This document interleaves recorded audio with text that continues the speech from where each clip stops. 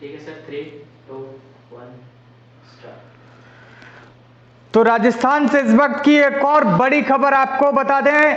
वर्तमान बीजेपी उम्मीदवार वसुंधरा राजे 24,000 वोटों से आगे चल रही हैं। तो ये इस वक्त की बड़ी खबर राजस्थान की। और बीजेपी ने बम्पर जीत, जो चुनाव राजस्थान विधानसभा चुनाव के जो रुझान आ रहे हैं उसमें बीजेपी बम्पर आगे चल रही है। और आपको यह भी बता दें कि कोटा जिले की एक और विधानसभा जहां पीपलदा 7वां राउंड संपूर्ण हो चुका है और उसमें चेतन पटेल कांग्रेस के 29,652 वोटों से आगे चल रहे हैं। और प्रेम गोचर की बात करें तो भाजपा प्रत्याशी की बात करें तो 28,126 वोट से चल रहे हैं। और कोटा दक्षिण के 11वें राउंड की बात करें तो राखी गौतम कांग्रेस से 49,894 मत, संदीप शर्मा भारतीय जनता पार्टी के प्रत्याशी हैं 54,764 वोटों से आगे चल रहे हैं। लाडपुरा में 8वां राउंड की बात करें तो कल्पना देवी भाजपा से 46,631 वोट और नईमुद्दीन गुड्डू कांग्रेस से 29,833। तो कोटा में भी बीजेपी बम्पर वोटों से बढ़त बनाए हुए है। और अगर हम बात करें रामगंज मंडी 8वां राउंड की बात कर रहे हैं तो टोटल राउंड की बात करें मदन दिलावर भाजपा से 40,151 मत और महेंद्र राजौरिया कांग्रेस से 27,306 मतों से आगे चल रहे हैं। वहीं सांगौद की बात करें, सांगौद विधानसभा क्षेत्र के 7वें राउंड की बात करें, भानु प्रताप कांग्रेस से 25,008 वोटों से आगे चल रहे हैं। वहीं हीरालाल नागर की बात करें तो 29,101 मतों से आगे चल रहे हैं। तो वहीं सबसे मुख्य सीट की बात करें, हॉट सीट की बात करें, कोटा उत्तर 12वें राउंड की बात करें, प्रहलाद गुंजन भाजपा से 57,481 वोटों से आगे चल रहे हैं। शांति धारीवाल कांग्रेस के वरिष्ठ नेता, कांग्रेस के सबसे चर्चित नेता, कांग्रेस की लिस्ट के सबसे आखिरी नाम में शांति धारीवाल का नाम आया था। ये वही शांति धारीवाल हैं जिन्होंने सत्ता में रहते हुए सोनिया गांधी को साफ तौर पर कहा था कि हाईकमान कौन है। अब वो 58,712 वोट और प्रहलाद गुंजन की बात करें तो भाजपा से 57,481 वोट और 58,712 और 57,481 की बात करें तो बहुत ही कम अंतराल है। और बहुत ही कम अंतराल में शांति धारीवाल, जिनको कोटा का महापुरुष भी कहा जाता है, लेकिन कोटा के महापुरुष भारतीय जनता पार्टी के प्रहलाद गुंजल, जो गुंजल जी हैं, उनसे बहुत कम वोटों से आगे चल रहे हैं। और वहीं पूरे राजस्थान की बात करें तो राजस्थान विधानसभा चुनाव में एक तरफ अशोक गहलोत की गारंटियां थी, दूसरे प्रधानमंत्री मोदी की गारंटियां थी, अमित शाह का लगातार दौरा था, साथ ही साथ में भारतीय जनता पार्टी के जो राष्ट्रीय अध्यक्ष बीजेपी नड्डा प्रधानमंत्री मोदी की गारंटियों को जनता के बीच जाके समझाने में लगे थे। वहीं एक तरफ मोदी की गारंटी, दूसरी तरफ अशोक गहलोत अपनी गारंटी दे रहे थे। चिरंजीवी योजना की बात बताई जा रही थी कि चिरंजीवी योजना राजस्थान के घर घर तक पहुंची है, लेकिन शायद राजस्थान की जनता ने प्रधानमंत्री मोदी के चेहरे पर सबसे ज्यादा भरोसा जताया, प्रधानमंत्री मोदी की गारंटियों पर सबसे ज्यादा भरोसा जताया। और आपको बता दें कि जितनी भी हॉट सीट मानी जा रही थी वहां पर बीजेपी ने कांग्रेस को पटकनी दी है। साफ तौर पर संदेशा देखा जा सकता है कि सचिन पायलट का टोंक क्षेत्र पड़ता है, लेकिन टोंक क्षेत्र में सचिन पायलट के साथ साथ में पहले जब शुरुआती रुझान आ रहे थे तो उसमें सचिन पायलट काफी देर तक पीछे चले। हालांकि अब खबर यह आ रही है कि सचिन पायलट जो हैं लगातार अब आगे चल रहे हैं। अब आपको यह भी बता दें कि राजस्थान विधानसभा में जिस तरीके से बीजेपी बढ़त बनाए हुए है, कांग्रेस में मायूसी छा रही है, क्योंकि कांग्रेस के नेताओं और कांग्रेस के जो टॉप लीडरशिप थी, टॉप लीडरशिप में बात करें राहुल गांधी, प्रियंका गांधी, सचिन पायलट, अशोक गहलोत, राजस्थान में रिवाज बदलने का नारा दे रहे थे। लेकिन राजस्थान की जनता ने साफ तौर पर कह दिया कि रिवाज नहीं बल्कि सत्ता बदलेंगे। और सत्ता बदलने के साथ ही बीजेपी अभी लगातार, मैं आंकड़ों की बात करूं, प्रजातंत्र टीवी के स्क्रीन पर आपको आंकड़े भी नजर आ रहे होंगे। राजस्थान की बात करें तो 119 बीजेपी और मात्र 64 पर बीजेपी आगे चल रही है। और वहीं आपको बता दें 119 सीटों पर बीजेपी आगे चल रही है, 64 पर कांग्रेस चल रही है। कांग्रेस के तरफ से अभी तक किसी भी टॉप लीडरशिप का कोई भी बयान या कोई भी वक्तव्य नहीं आया है।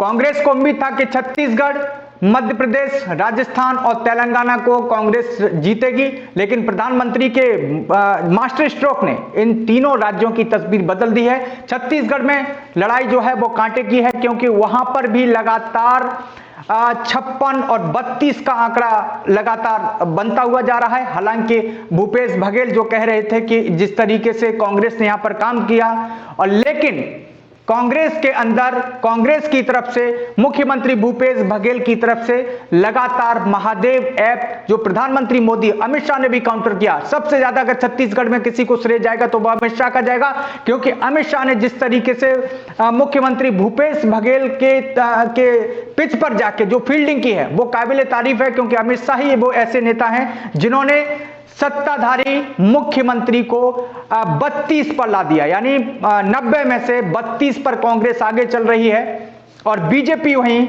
55 पर चल रही है। यानी अगर हम तीनों राज्यों की बात करें तो 3 राज्यों में साफ तौर पर अब बीजेपी की सरकार बनती हुई नजर आ रही है। और जिस तरीके से साफ तौर पर संदेशा प्रधानमंत्री मोदी का, क्योंकि मध्य प्रदेश, राजस्थान, छत्तीसगढ़, तेलंगाना ये 2024 का सेमीफाइनल था। सेमीफाइनल में बीजेपी ने हिट 6 लगा दिया है, और हिट 6 का मतलब कि आने वाले 2024 में बीजेपी क्लीन स्वीप करेगी। प्रधानमंत्री मोदी का रास्ता आसान हो चुका है, क्योंकि 2022 के बाद ही अगर चर्चा थी तो उत्तर प्रदेश जीतने के बाद निगाहें सीधे मध्य प्रदेश पर थी। मध्य प्रदेश में तस्वीरें क्लियर हो चुकी हैं, 159 पर बीजेपी चल रही है। वहीं पर अगर हम बात करें राजस्थान में 119 पर, छत्तीसगढ़ में हम बात करें तो 54 सीटों पर बीजेपी आगे चल रही है। अब देखने वाली बात यह होगी कि आने वाले समय में जो कांग्रेस पार्टी, जिस तरीके से कांग्रेस का ओवर कॉन्फिडेंस था, वो ओवर कॉन्फिडेंस अब नीचे गिरता हुआ दिखाई दे रहा है। अब अगर हम बात कर लेते हैं बीजेपी, मध्य प्रदेश बीजेपी का क्या हाल है। मध्य प्रदेश बीजेपी में जबलपुर की बात करें तो जबलपुर में बीजेपी और कांग्रेस के बीच में लड़ाई कांटे की थी, और जबलपुर से प्रियंका गांधी ने अन्य सभाएं की, बीजेपी पर करारा हमला बोला, लेकिन जबलपुर की 8 में से 7 सीटों पर बीजेपी आगे चल रही है, जिसमें से 1 सीट में कांग्रेस आगे है। तो कैंट, जबलपुर कैंट की बात करें तो बीजेपी आगे, उत्तर में बात करें तो बीजेपी आगे, पूर्व में कांग्रेस आगे है, और साथ ही साथ में बरगी की बात करें तो बीजेपी आगे, सिहोरा की बात करें बीजेपी आगे, पाटन की बात करें तो बीजेपी आगे। वहीं मध्य प्रदेश में विधानसभा नीमच की बात करें, नीमच 9वें राउंड की गिनती पूरी हो चुकी है। दिलीप सिंह परिहार 46,672 वोटों से आगे चल रहे हैं। वहीं कांग्रेस प्रत्याशी मात्र 34,568 वोटों से आगे चल रहे हैं, यानी बीजेपी 12,014 से आगे चल रही है। ये हम आपको अपडेट बता रहे हैं। और हमारे साथ में अभी कुछ ही देर में state bureau chief Mukesh Sharma शायद हमारे साथ में लाइव जुड़ेंगे कि आखिर बीजेपी और कांग्रेस की जिस तरीके से जो जुगलबंदी थी, जो लड़ाई थी, जो सियासत की लड़ाई थी, वो लड़ाई अब कहां आके पहुंची है। क्योंकि बीजेपी के खिलाफ जितनी भी एंटी इनकम्बेंसी थी, जनता ने साफ तौर पर नकार दिया। और अगर यहां पर एक महत्वपूर्ण अपडेट आपको यह भी बता दें कि जिस तरीके से कांग्रेस का सबसे ज्यादा ओवर कॉन्फिडेंस था, वो ये था कि सरकारी कर्मचारियों के साथ हम खड़े हैं। लेकिन शुरुआती रुझान जब देखने को मिले, शुरुआती रुझान में कांग्रेस के जो नेता थे, उनको यह उम्मीद थी कि सरकारी कर्मचारी उनके साथ में रहेंगे। लेकिन सरकारी कर्मचारियों का जब मतपत्र खोला गया, पोस्टल खोले गए, उसमें भी बीजेपी आगे थी। इससे साफ संदेशा था कि बीजेपी की तरफ से, बीजेपी के साथ सरकारी कर्मचारी भी हैं। थोड़ी देर में आपके साथ में हमारे state bureau chief Mukesh Sharma जुड़ेंगे, उसके बाद में बीजेपी से कई लोग बीजेपी से भी जुड़ेंगे, कांग्रेस से भी जुड़ेंगे।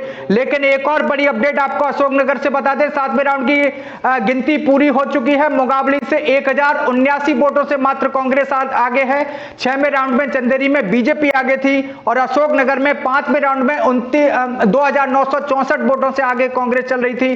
सागर की बात करें तो सागर में भाजपा के शैलेंद्र जैन 830 वोटों से आगे चल रहे हैं। और वहीं रहली विधानसभा क्षेत्र के 10वें राउंड की बात करें तो भाजपा के श्री गोपाल भार्गव,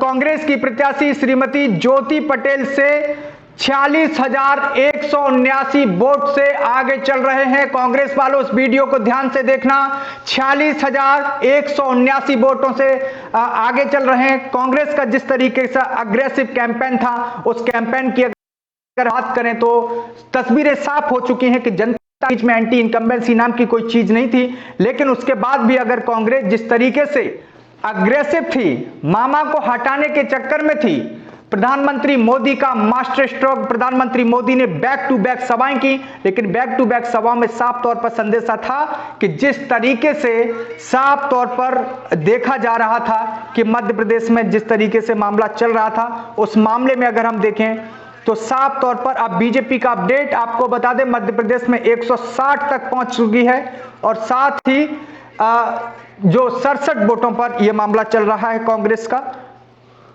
थोड़ी ही देर में हमारे साथ में हमारे state bureau chief Mukesh Sharma सीधे लाइव जुड़ेंगे और मध्य प्रदेश, राजस्थान, छत्तीसगढ़ की चुनावी अपडेट के लिए देखते रहिए प्रजातंत्र टीवी।